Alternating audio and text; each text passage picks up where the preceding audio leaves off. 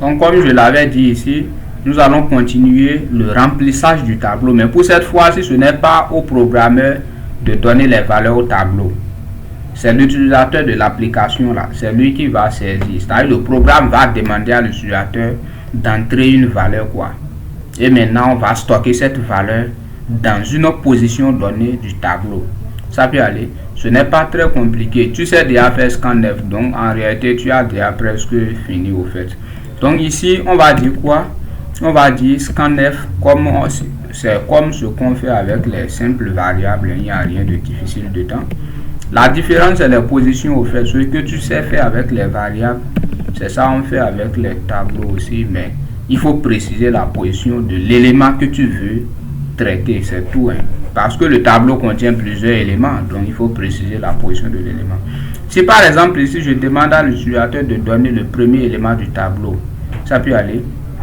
Du tableau KK. Ça peut aller. Donc, ici, je vais dire quoi? Le tableau KK était de quel type? Il est de type flottant. Ça peut aller. Il prend les éléments de type flottant, quoi. Donc, alors, dans scanf, je vais mettre quoi? Pourcentage F. Tu te rappelles bien, il n'y a rien qui est nouveau pour le moment. Donc, pourcentage F. Après pourcentage F, on fait quoi? On met E commercial. Ça peut aller. Et je dis KK2. Donc, si c'était une variable, tu vois, c'est terminé. Mais ce n'est pas une variable. C'est un tableau. Et alors, quel est l'élément que tu es en train de stocker? C'est là intervient la notion de position et c'est là les crochets interviennent. Donc c'est aussi simple que ça. Ce que tu sais faire avec les variables, tu peux le faire avec les tableaux. L'essentiel c'est que tu veux prendre quel élément, tu veux afficher quel élément et tu précises la position. C'est les printf, tout ce qu'on fait avec variable, c'est la même chose. Mais il ne faut pas confondre tableau et variable. Tableau lui contient plusieurs valeurs. Or que variable, lui, il est destiné à prendre une seule valeur. Donc, c'est pourquoi on ne précise pas de position avec les valeurs. Mais si c'est tableau, si par exemple, tu mets KK et tu t'arrêtes là, qu'est-ce qui prouve que tu veux accéder à... Bon, ok, tu n'as rien précisé dans crochet, tu n'as pas mis crochet. Tu veux accéder à quel élément? Tu veux prendre... Tu veux donner des valeurs à quel élément du tableau KK? Tu vois que c'est une erreur. Donc, il ne faut pas faire des erreurs comme ça. Ça peut aller, par exemple, je suppose que c'est le premier élément que l'utilisateur veut, que je vais prendre au clavier. Donc, c'est aussi simple que ça. Donc, c'est ça. Par exemple, ici, je dirais quoi? Je dirais ici printf données. Donc, pour orienter l'utilisateur, quoi. Sinon, scanf et printf, ils sont indépendants. Hein. Ce qui est sûr, une fois que tu as fait scanf, le pointeur va venir pour que le clavier puisse sortir. Donc, je vais dire ici donner le premier élément. Bon, je vais dire par exemple donner la première note. Je suppose que c'est pour stocker les notes, quoi. Donner la première note. Donc, donner la première note. Donner la première note de l'élève. Donc, donner la première note de l'élève. Ça peut aller. Donc, donner la première note de l'élève. Et je mets un scanf pour permettre à l'utilisateur de donner vraiment la note. Donc, c'est aussi simple que ça. Après ça, je vais faire quoi? Je vais dire ici de donner la deuxième note de l'élève. CTRL-C, CTRL-V. Je vais faire copier-coller, CTRL-V. Donner quoi? La deuxième note. Donner la deuxième note. Je vais mettre ici deuxième note de l'élève. Et pour cette fois-ci, comme c'est deuxième note, alors c'est en position 1. Ça peut aller. Donc c'est ça. Je t'ai dit que les positions commencent à partir de 0. Donc le premier élément du tableau sera pareil. Bon, je vais nommer le tableau là. Bon, c'est bon, KK. Ça peut aller. Donc le premier élément est en position 0. Ça peut aller, c'est lui. Ça, il vient de saisir. Le deuxième élément est en position 1. C'est ça, il vient d'entrer. Je vais encore faire un copier-coller pour donner la troisième note en même temps. Donc, CTRL-V. Et ici, donner la troisième note. Donner la troisième note. Troisième note de l'élève. Et pour cette fois-ci, ce sera quoi? 3 moins 1, ça fait quoi? Ça fait 2. Donc, l'élément qui est en position 2, quoi, c'est la troisième note de l'élève, ça. Donc, c'est aussi simple que ça. C'est comme ça on remplit un tableau clavier. Donc, donner le premier élément, donner le deuxième élément, donner le troisième élément. Et à chaque fois, tu mets un scanner pour prendre, pour récupérer ce que l'utilisateur va donner, quoi. Et donc, ici, ça veut dire quoi? Pour afficher les éléments, on sait déjà faire printf. Comment afficher la valeur d'une variable? C'est ça on fait. Hein. Je t'ai déjà dit avec tableau, il n'y a rien de nouveau. Tu n'es plus un nouveau dedans dans la programmation. Donc, pour afficher, ce n'est pas quelque chose de nouveau. Donc, les éléments, ou bien je vais dire les notes saisies sont. Donc, les notes saisies sont.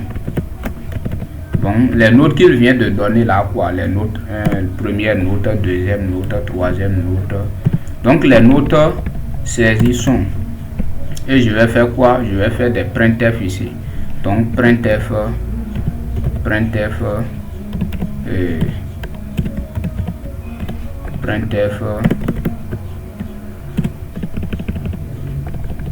donc, printf ici. Pourcentage de note 1, je vais faire ça joli, quoi, note 1 égale, et je vais mettre pourcentage, donc note 1 égale pourcentage f. Bon, c'est des flottants, hein. Donc pourcentage f, et pourcentage f désigne quoi? Ça désigne KK2.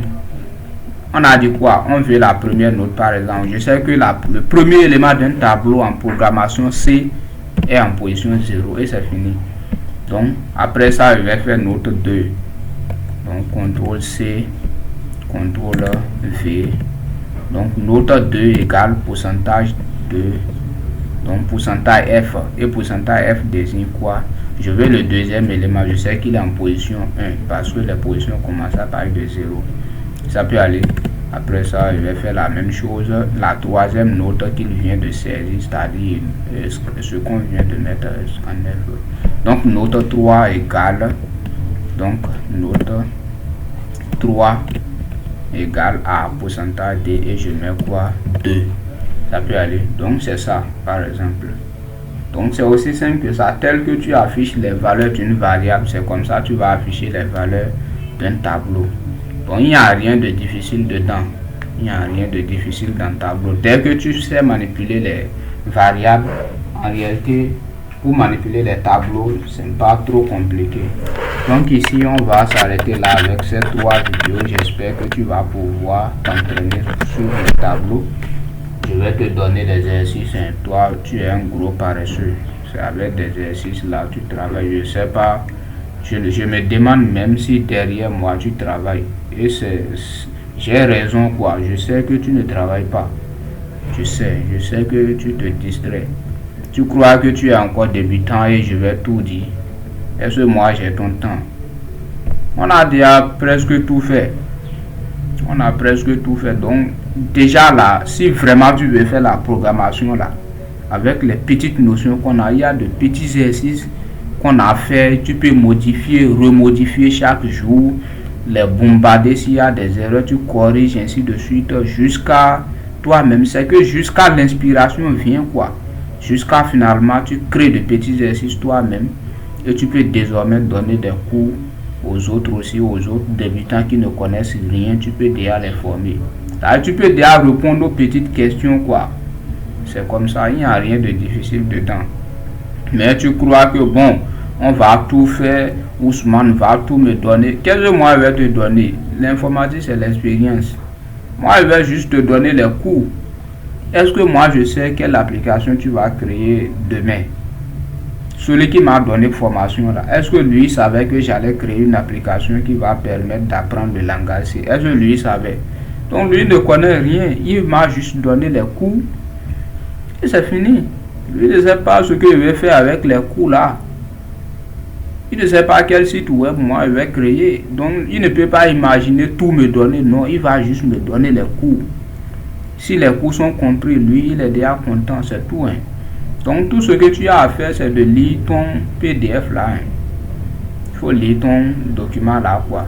Donc tu vas lire cette section-là, la section de tableau, le chapitre 9 là. C'est ça qui est là. Donc tu vas lire ça complètement. Tout, il n'y a pas que ce que tu vas laisser. Il faut laisser chapitre 10 là, structure de données. C'est ça, c'est pour prochainement.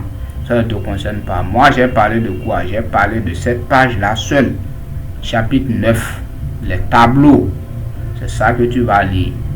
En plus de ça, ce que tu n'as pas compris, tu reviens sur les vidéos, les 3 vidéos que je viens de faire tout à l'heure que je vais t'envoyer. C'est aussi simple que ça. Il n'y a rien de difficile dedans. Mais attention, au niveau de trucs là, au niveau de ces genres de tableaux, eux, tu n'as pas forcément besoin de les lire pour le moment. Je ne te complique pas la tâche. Tu as un tableau à double face. Tu as vu ici ces 2 crochets qui sont là. Donc tu n'as pas besoin de lire ceux-là d'abord. Il faut d'abord lire les tableaux simples. Tableau avec un seul crochet quoi. Donc il faut lire ceux-là d'abord. Donc c'est comme ça. C'est cette page-là seule tu as lu. J'ai été clair maintenant. Si tu n'as pas lu, ça fait ton problème. Ça là c'est clair. Ça fait ton problème. Donc on va s'arrêter là.